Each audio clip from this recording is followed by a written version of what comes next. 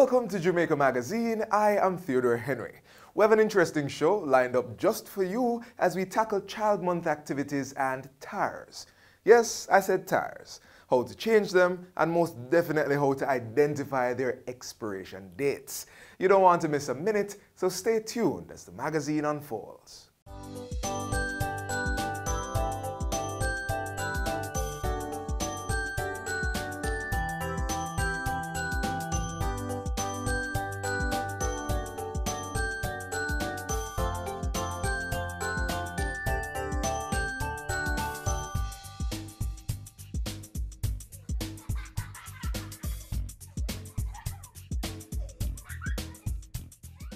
For several years, Jamaica has been celebrating our children with month-long activities in May. Today we discuss with Dr. Pauline Mullings the impact of these activities and what the committee has planned for the remainder of the month.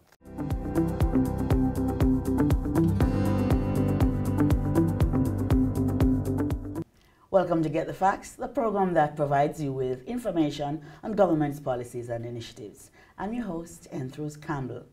May is Child Month, and so we continue to celebrate our children. And today we speak with Dr. Pauline Mullings, who is the chair of the National Child Month Committee. And later, head girl of the Salvation Army School for the Blind, Sarah Lindo, will join us.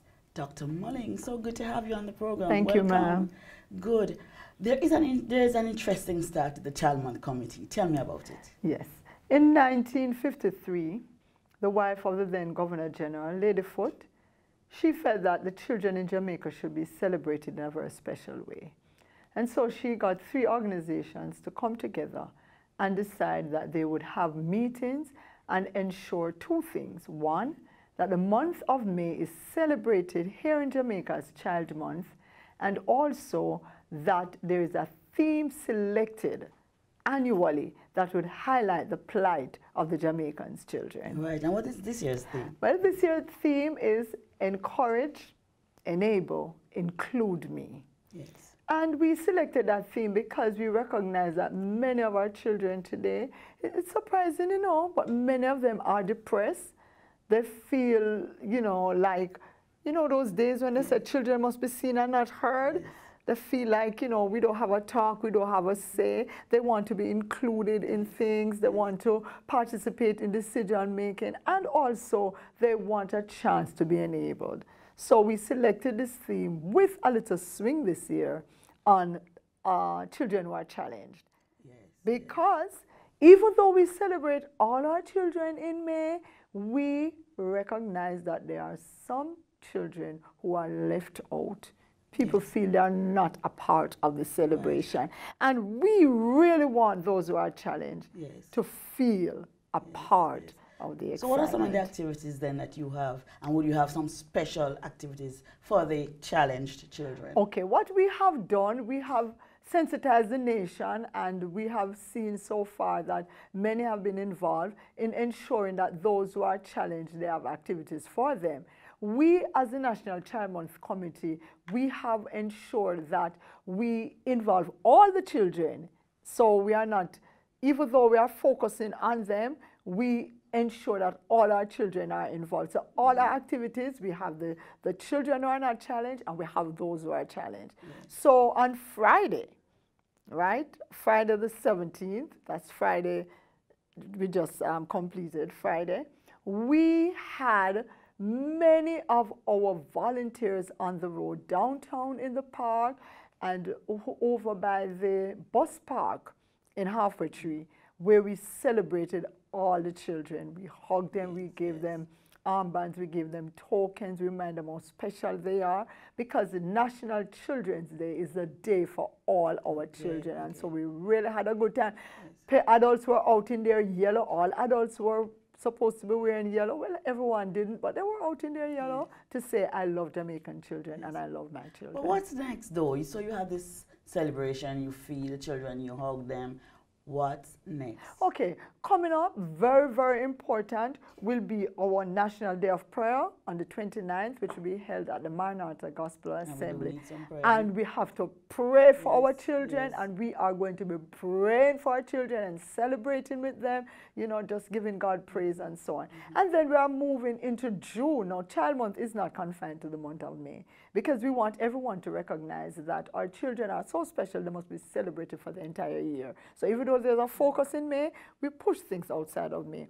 So June, we will be having, that's June 28th, we'll be having our Academic Achievement Awards function, where we acknowledge children from the non-traditional high school who have done very well in their CSEC exam, even though they experience challenges. Okay, so we celebrate them on that day with a banquet and give them awards and really just let them feel good about themselves. This is new for this year? No. This has been going on for about 6 years.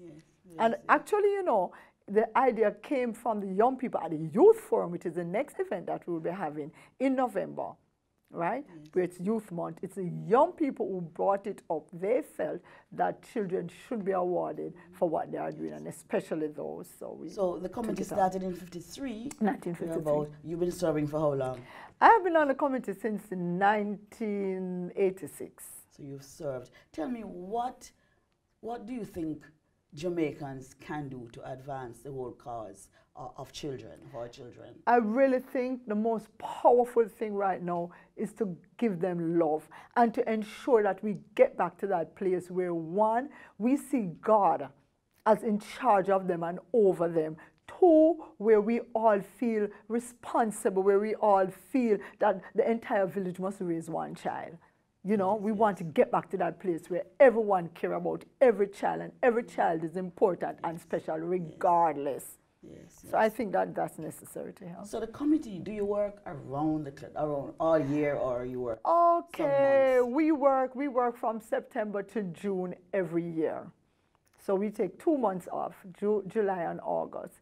But in September annually, we are looking at the next year's theme and plans and what we are doing. But we work right through. Okay. I know you have a calendar of thoughts for the children. Can you give us a few of them? Okay, for our children, we really think that, you know, we need to do things. For example, one of the things that we felt was necessary was to speak words of affirmation to your child today. Tell them, you're smart, you're beautiful, you are kind. Children need to hear these things. We also thought that this year we need to explain the term disability or special needs to our children so that they can understand that these children are special, they are important, and that they should be loved also.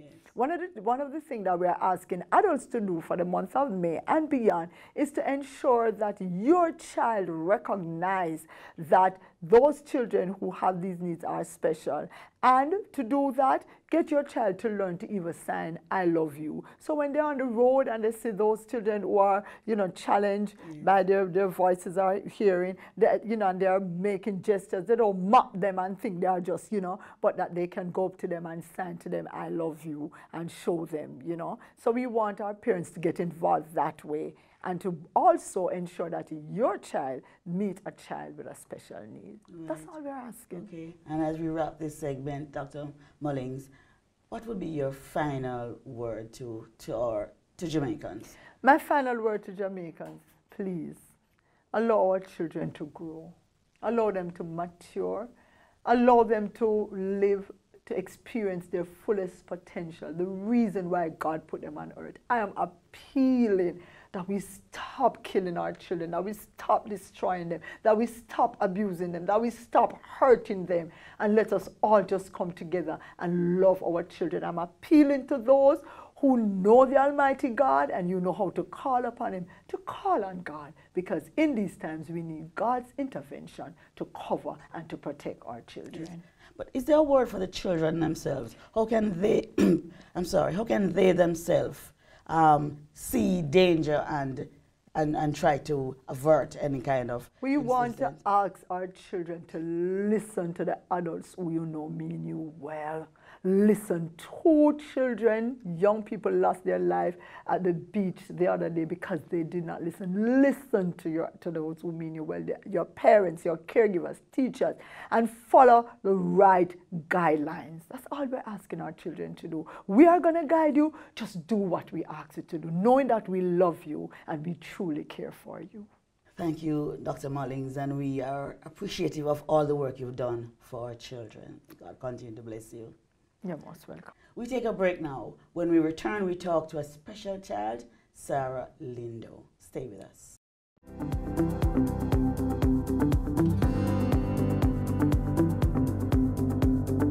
The Jamaica International Exhibition is here again with over 300 buyers and suppliers in manufacturing, tourism, agriculture, business process outsourcing, construction, IT, and more. Come see what the market has to offer through a variety of international brands. Open to buyers Friday, May 31 and the public Saturday, June 1, 9 a.m. to 6 p.m. Entertainment by Dancing Dynamite. The Jamaica International Exhibition, May 30 to June 1 at the Montego Bay Convention Center. Admission free.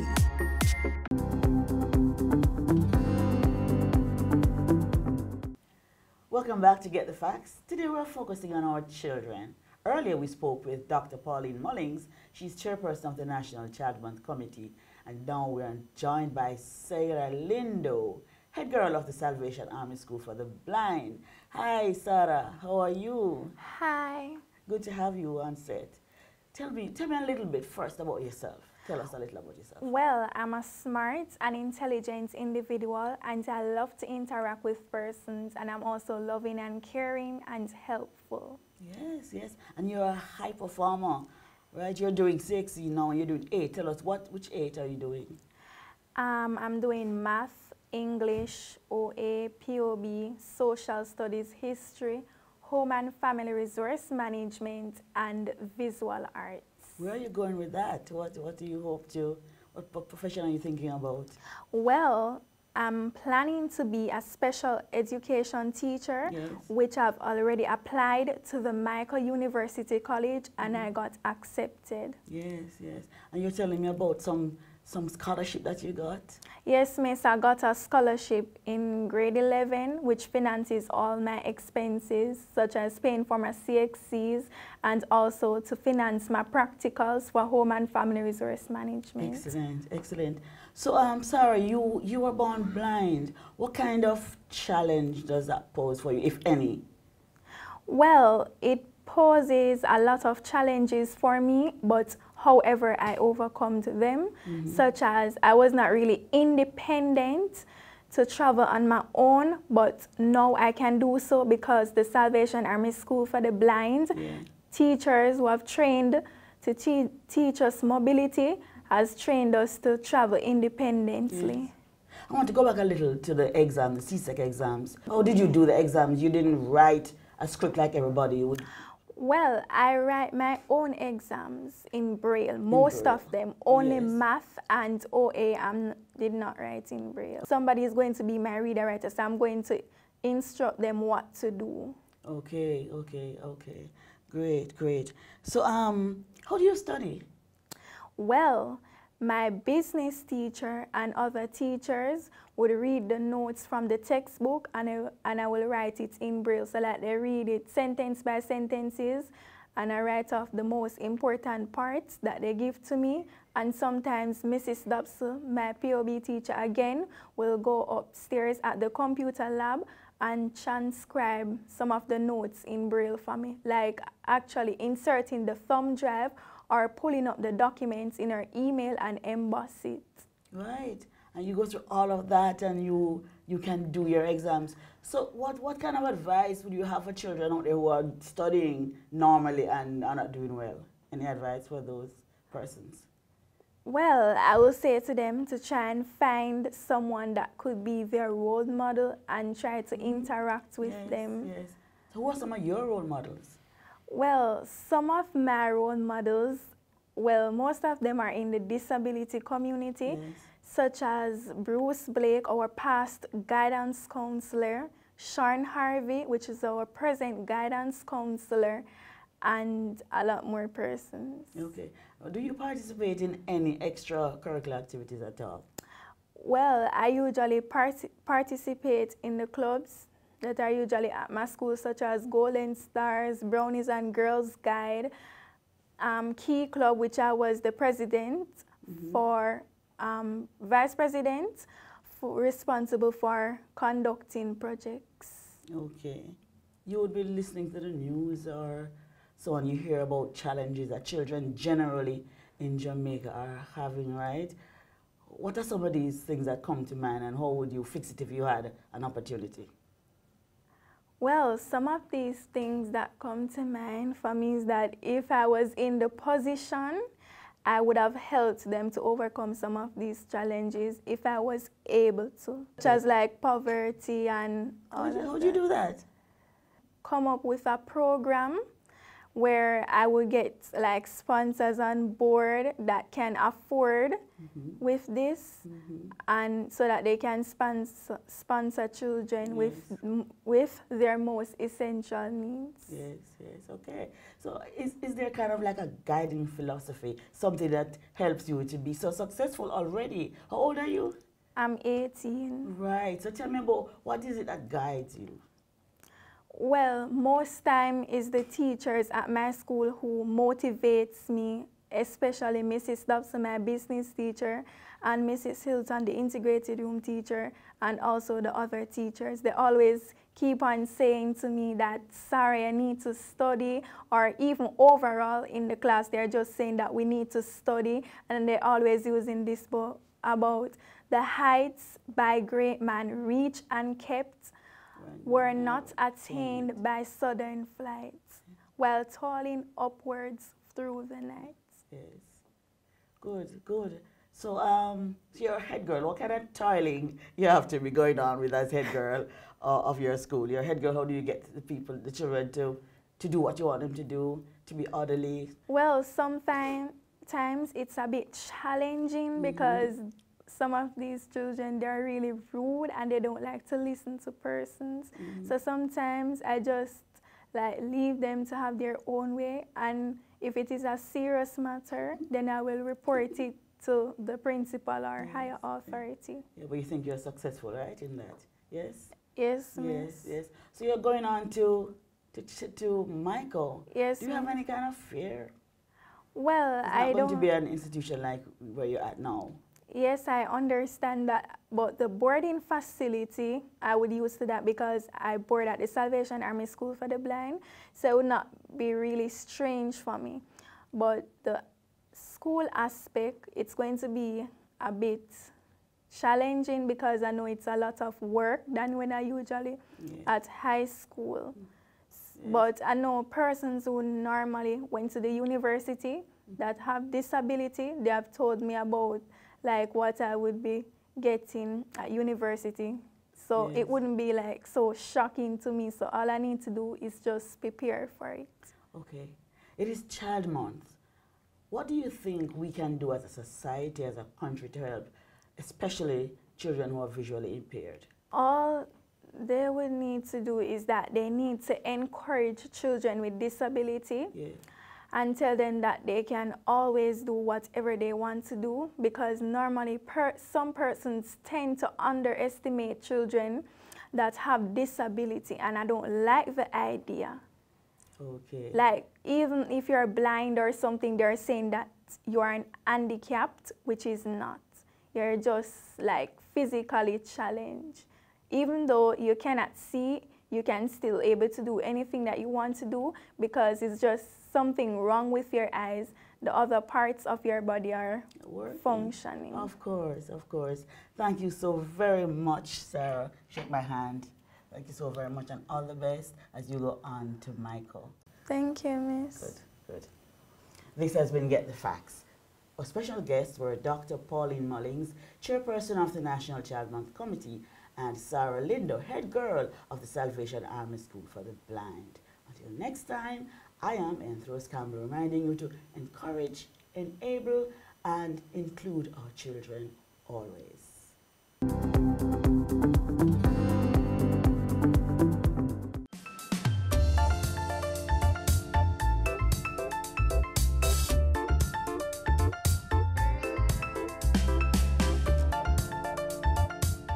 Child Month 2019 is being observed under the theme Encourage, Enable, Include Me. The Licensed Center of Excellence in St. Thomas is doing just that by providing its students with the skills necessary to reach their full potential. This month, as a literacy person on the compound, my job is actually to ensure that all my students are able to communicate at a certain level. Therefore, for Child's Month, I have teamed up with the guidance counselor to put on Child's Day and Literacy Fair on the 22nd of May here on the school grounds. We are using the Child's Month theme, Encourage, Enable, Include Me, but we are adding a twist to it, Into the Woods, from those Disney fairy tales. So we are including all the fairy tales combination, and we are saying, when we are including you, there's nothing you can not achieve. You can achieve all your dreams, and therefore the emphasis is on them becoming anything that they perceive themselves to be. Join the Licensed Center of Excellence family on May 22 and observe as these talented children participate in literacy competitions, among other activities. These are our children. Let us do our part by encouraging them, enabling them, and most importantly, including them. On our roads, remember, take time, be courteous, drive good, walk good.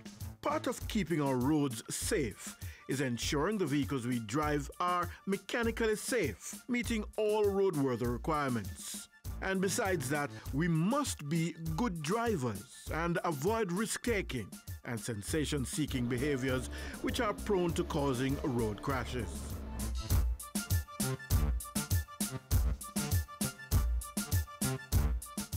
As a driver, I bet you've said at some time or another that you know everything about tires. But the big question is, do you really? Grab your checklist and tune in to this next feature as we discuss all things tires. I have absolutely no idea what this is or what it's even used for. But today on Autospot, I'm going to be learning all about tires, and who knows, I might even end up changing one myself.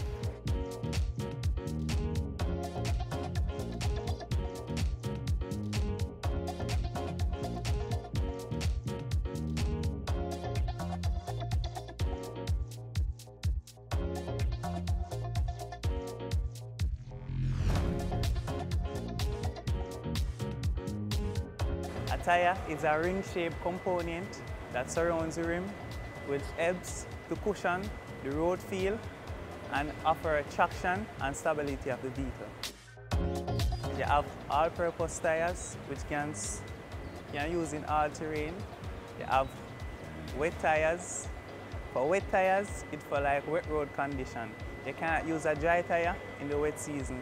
You get slippage. For the tire to be completely functional, you need the rim, you need air to be inflated in the tire to get it to the correct air pressure so that it's suitable for road condition. A cold tire is when the temperature inside the tire is reduced to like normal road temperature. At that time is the correct time to check the air pressure within the tire to give you an accurate reading. For the hot tires now is when you're driving on the road for a long duration of time and the heat inside the tire builds up and increases the pressure inside the tire. Tire inflation is the pressure inside the tire, which can be in kilopascal, bars, or PSI. There's an instrument called the tire pressure gauge, which I have here with me. You use to take the tire pressure. I can demonstrate for you. First, we'll have to remove the dust cap from off the tire. Place the tire pressure gauge on the tire valve, and it automatically pushes out the tire pressure gauge and give you the correct reading. The driver still needs to play a big role in the safety of the vehicle on the road. Now, we see a lot of vehicles coming into our premises at our body shop, and we see a lot of accidents that could have been easily prevented. People texting, people not paying due care and attention when they're on the road. Now, Jamaica had over 370 odd deaths last year on the road. There's a big target to get it under 300 this year, and that can easily be achievable if people just pay a bit more care and attention when they're driving on the road. The tyre normally has a manufacture date on the side. From that date in which the tyre was produced, you can know when the tyre needs to be changed. Within 4 to 6 years of the manufacture date, the tyre is due for replacement. But what if I'm on the road and I have a flat tyre? What do I do? Okay. The first step is to park the vehicle in a secure location, flat surface. Pull up the emergency handbrake, ensure that the vehicle don't run back or anything. Then you gather your tools, including a jack, lug tool for the job. Alright. Here you have the lug. You're gonna place the lug tool on that, ensure that the correct lug tool is fit perfectly, and you push it down in the anti-clockwise position. Okay. And you do that for all 5 lugs. Okay, and it's usually 5 lugs? No, some vehicles carry 4, some carry 5, some carry 6. But for this application, it's 5. Okay. So what else do you do after that? After you remove the lugs, you remove the complete wheel and you have it all for yourself. Then you go for your spare and place it back on here and screw on back. You tighten back your lugs. Alright, so this is what you use to tighten it back? Yeah, this is the lug tool. So you're going in the other direction? Yeah, clockwise. Turning. And you always tighten diagonal. Right, you tighten in the clockwise direction. So which one? Clockwise. First? It can be anyone, but you have to tighten it diagonal. This, then this, and this. Yeah. Cross and cross. So the tire go on, the wheel go on even. And then let down the vehicle, and then you finally torque the lugs to make sure that they are correctly tight. Where do we usually find the spare tires? Alright, depending on the vehicle type, sometimes the spare is under the vehicle, and the back of the trunk, or inside the trunk.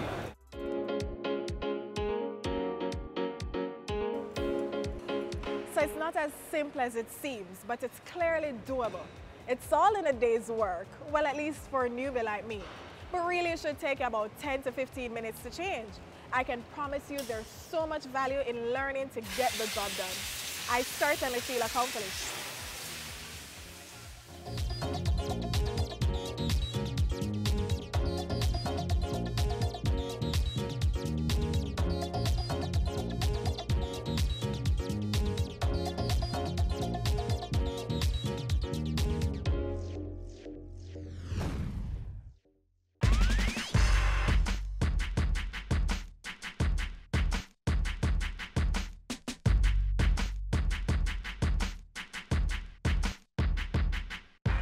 As a parent, or any adult for that matter, children tend to look up to you and emulate your ways in efforts of becoming a better human being. Bearing this in mind, you need to model the traits you wish to see in your children. Traits like respect, friendliness, honesty, kindness, tolerance, and even patience. Do your part and live a life you would want your children to emulate, as we work to make Jamaica the place of choice to live, work, raise families, and do business.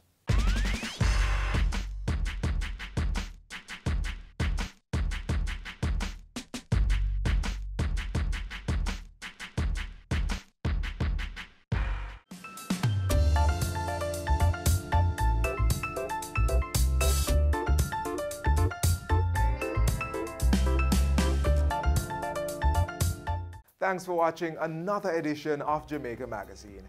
Join us again tomorrow when we'll do this all over again. Send your feedback on today's show to jamaicamagazine@jis.gov.jm. Also, follow us on our social media pages. That's Instagram, Facebook, and Twitter. Download our app on your Apple and Android devices, and you can also visit our website at jis.gov.jm for more information. On behalf of the entire production crew, I'm Theodore Henry. Thanks for watching.